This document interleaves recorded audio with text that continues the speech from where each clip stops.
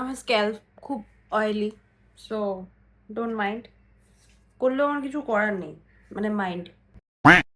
মানে একটা বান্ধবীর সাথে ও কিনতে গেছে কসমেটিক, কিনতে গিয়ে 4,000 টাকার জিনিস দিয়ে দিয়েছে। আমিও লজ্জায় কিছু বলতে পারিনি, মনে মনে বলছিলাম যদি স্যুট না করে, স্যুট করেনি কিন্তু তাও আমি ভাই ওইটাই মেখে যাচ্ছি। কেন মেখে যাচ্ছি? কারণ আমি পয়সা দিয়েছি না। মেখে আমার স্কিন খারাপ হয়ে যাচ্ছে কিন্তু আমি তাও ওইটাই মেখে যাচ্ছি। আমি একটা বড় একটা ফেস ওয়াশ কিনে নিয়ে এসেছি, অ্যাকনে স্পটস সব ঠিক হয়ে যাবে। লাইক আমার চুলটা ভাই ঠিকই হচ্ছে না, ঠিক আছে যাই হোক, যেরমই থাকুক না কেন মেনে নাও, আমি নিজেই মানতে পারছি না। তো ফেস ওয়াশটা কিনে নিয়ে এসেছিলাম, দেন আমার অ্যাকনে প্রবলেম আরও বেড়ে গেল।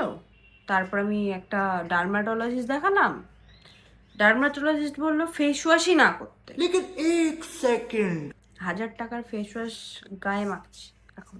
अच्छा যাই হোক, এই সব কিছুর মধ্যে দিয়ে আমি এটাই বলতে চাই যে আমি অনেক ভালো নেই, ভালো নেই আমি, বাট স্টিল আমরা চেষ্টা করছি ভালো থাকার, যেটা পারছি না। ঠিক আছে।